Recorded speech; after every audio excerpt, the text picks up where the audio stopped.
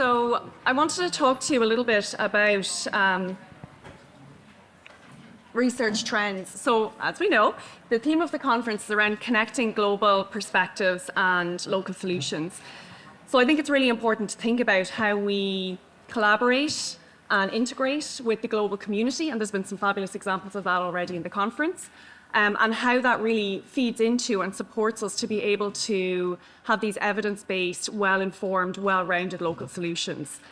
And the work that's done at the International CST, the International Cognitive Stimulation Therapy Centre in the UK, I think that work really perfectly epitomises the conference theme, so it worked very well with what I was planning to talk about anyway.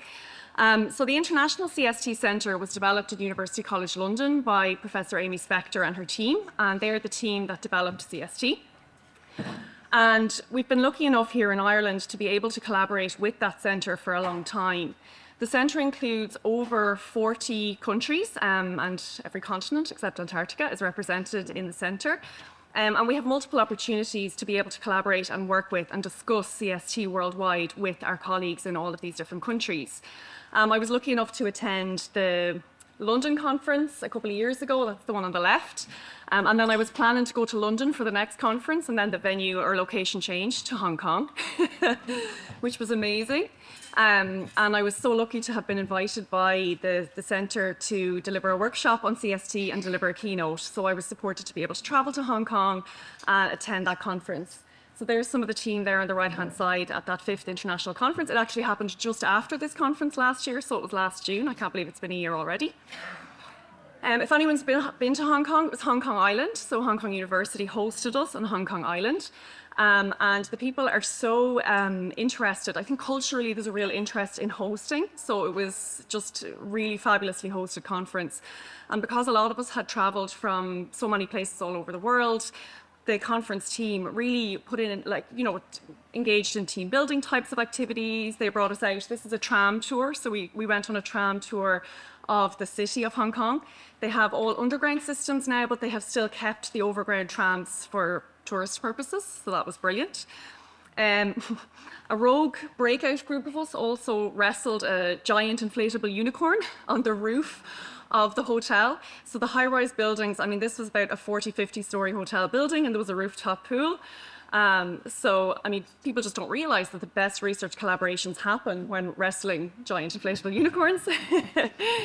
So all of that just to say that in Ireland, myself and our team and people who are interested in CST, we really are building up these important networks and these important collaborations with colleagues worldwide.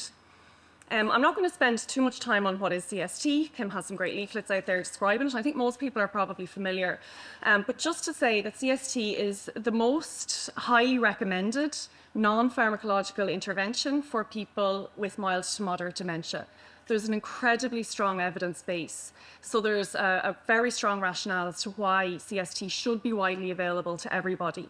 NICE guidelines dating back to 2008, again in 2018, the World Alzheimer Report have recommended CST, and then most recently, thankfully, CST has been explicitly named in the model of care for dementia. So there's a real appetite for getting CST out there for people. I'll just speak very briefly about international research trends, and then I'll bring it back to Ireland. So we already know that CST is effective. So the research trends have started to move away from just testing efficacy. So it's proven to improve cognitive function, quality of life, and then some other types of measures like maybe communication and so on. Research trends are looking at adapting CST to virtual. So this works really well in countries like Hong Kong, where they're very rural areas. Ireland has very rural areas as well. We don't do as much virtual CST, but the option is there for people if they needed it. There's also research on who's benefiting most, and that research is showing that people who have a milder level of impairment, for some reason women seem to be benefiting more. I'm sure there are all sorts of variables that are at play there. Also people with increasing age are benefiting most. And I think people who have the sort of support to be able to engage with CST in their community. There's a lot of implementation research happening. So there's a big push for CST to be implemented worldwide. So there's huge studies happening in Brazil, India, Tanzania. But what was really interesting to me is that implementation issues that we see for evidence-based non-pharmacological interventions, these types of issues that we see in low and middle income countries, we are seeing those same issues in Ireland. And why is that? So a lot of the research that we've been conducting over the past year or so is looking at why implementation is so slow. I mean, CST has been around since the early 2000s. So why is it not available everywhere? So Engaging Dementia have been supporting the widespread implementation of CST since around 2018 and have been doing incredible work through offering standardised training. So I've been working with Kim for a long time on offering training. So we train healthcare professionals to be able to deliver CST. I'm estimating I've done around 33 trainings. Attendance varies, but I think we have trained somewhere between 600 and 800 people in Ireland to be able to deliver CST. But is it widely available? I mean, there are definitely pockets, but sadly the answer to that is no. I mean, I couldn't now Google where is it available all over the country, and I wouldn't be able to pinpoint and find exactly where that is. So this is an issue. So myself and the team here, we conducted some research around facilitators and barriers to CST. Much to my joy, the acronym was FAB-CST, facilitators and barriers. And what we found was probably things that are unsurprising. Staffing and resources was a major issue. People want to be able to deliver CST and other supportive interventions, but they don't have the capacity, they don't have the time. Maybe their workplace doesn't allow that kind of difference in their roles. Coordination and ownership was something that came up quite a lot. People didn't really know, should it be something that's owned? How do we coordinate? We know that there are pockets happening, but maybe there's not joined up thinking around that. So now that we know all of that information, the next steps are really trying to figure out how do we move past these barriers and how do we make sure that there's more widespread implementation. So some of the developments then since last year's conference. So first of all, I wanted to mention the amazing research on adapting CST for intellectual disabilities. So Avista, I just went to the presentation and I was so impressed. And just to mention as well that there was a collaboration there between Avista and the International CST Centre because Afia Ali, who works over in UCL, shared an adapted manual for people with ID with the Avista team, and they were able to use that manual then in their research. So again, that's where those, that global work needs to, the connections need to come together. But that work, the pilot implementation study demonstrated that CST is very effective and supportive and can be implemented with people with intellectual disabilities. So I'm really excited to see the continued work that comes out of that. The National Dementia Office also set up a special interest group for CST. So this is a group of us that are interested in advancing and developing it. We have amazing people like Diane O'Mahony, Sharon Richardson, Sarah Kincaid, Afric Devan. There's a whole group of us that come together and we work on trying to figure out how to ensure that widespread national standardised implementation. I have to give a shout out to Paul Maloney, who has been incredibly supportive. So, with CST now being mentioned in the model of care, there is a real appetite for how is that going to be, how are we going to create a pathway for offering CST through that model of care? And the special interest group was set up with that in mind. So with that, we've met multiple times. We've had full day workshops. We've done a huge amount of work. And one of the key things that we decided was that a huge amount of work has already been done. So how do we bring all of those resources together? There was a scoping exercise to see when and where CST is happening around the country. And there was also an invitation to share resources. And we had amazing resources shared with us. And Engaging Dementia have very kindly agreed to create a resource hub where those resources can be shared. So we spent a lot of time trying to figure out what are the best examples, how do we ensure best practice with the resources that we're going to share. There are things like best practice guidelines, there's materials, there are materials and resources for each of the 14 sessions of CST are there. It's hard starting from scratch, but if you can access these resources and go, oh, that's what I could do for session 1, and here's all of the materials available. Limited to a certain extent, but what we thought might be relevant.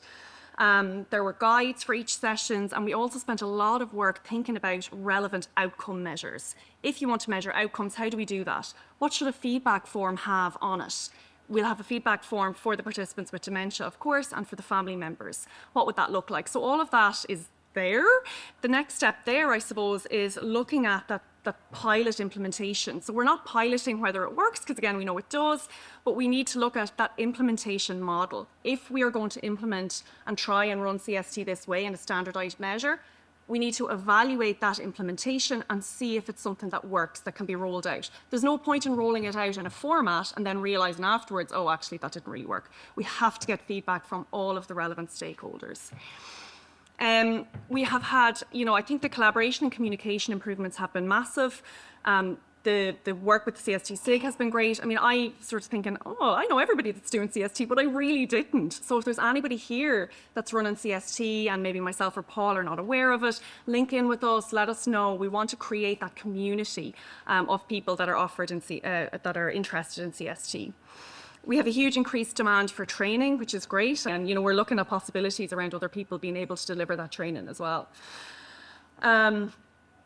So there's a real focus as well on ensuring international research outcomes are supporting our decision making. So we're looking at what is the best practice from international research and how does that inform the decisions that we make about how CST should be offered on a widespread basis here.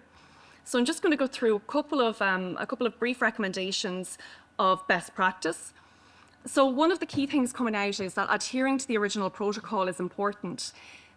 Adaptations to the original protocol, of course, are also great. So that's not what I mean. So the adaptations for intellectual disability or cultural adaptations, all of those are perfect and they are still evidence-based. But what I mean is sometimes CST is sort of kind of offered. 1 or 2 sessions might be done. It might be done in a non-standardized format. People might say, oh yeah, we kind of do it sometimes and then we kind of don't. So there isn't I'm not saying that's not helpful, of course, anything's better than nothing, but the evidence base really sits where that original protocol is adhered to, and that's coming up in randomized controlled, or in systematic reviews of randomized controlled trials. Interestingly, group versus individual either is effective. So CST can be offered, it's more traditionally offered in a group setting, but there is an individual version as well. Either are effective. Research from around the world is telling us that. Being offered in the community versus in care homes, either is effective, but it has to be the preference of individuals.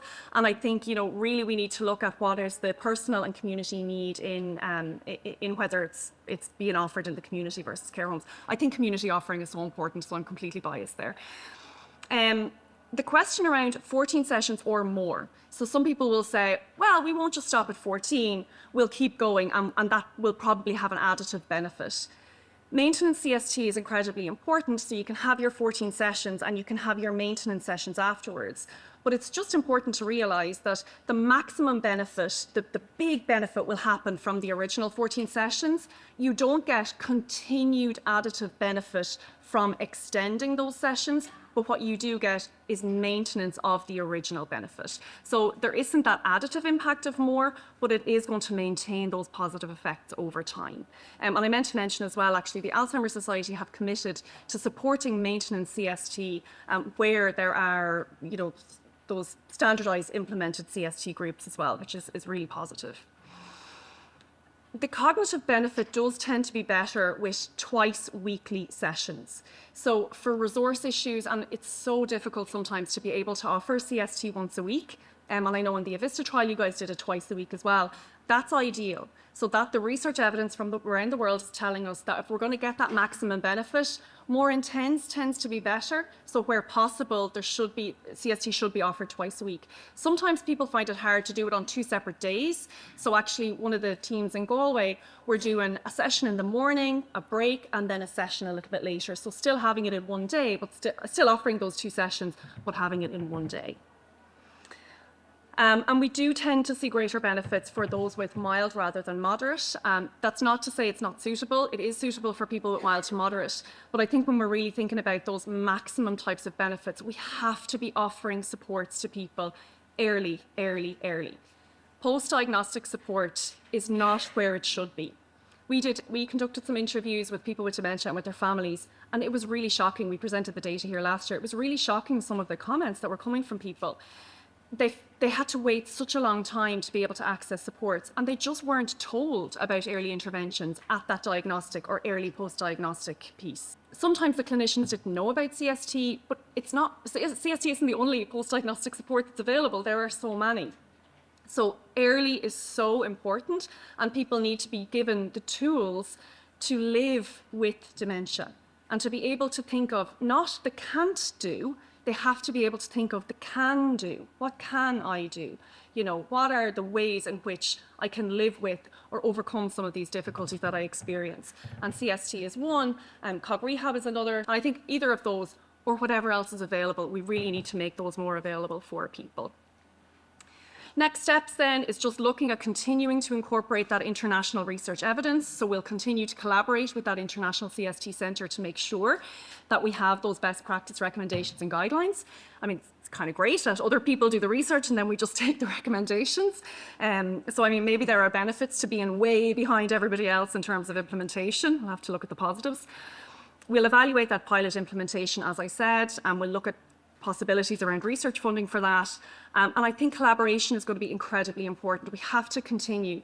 The researcher, policymaker, healthcare professional, our PPI panels, our people with dementia, we have to all work together. It's really essential. There is no one person or no one company is going to own CST. That is not going to work.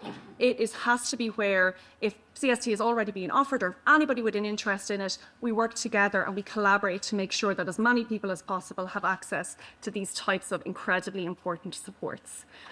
All of the content on the slides, I didn't put in references, but there's links there. If anybody is interested, there's just links there to all of the papers that are the evidence for what I was talking about. And that is everything. I promised to keep it brief.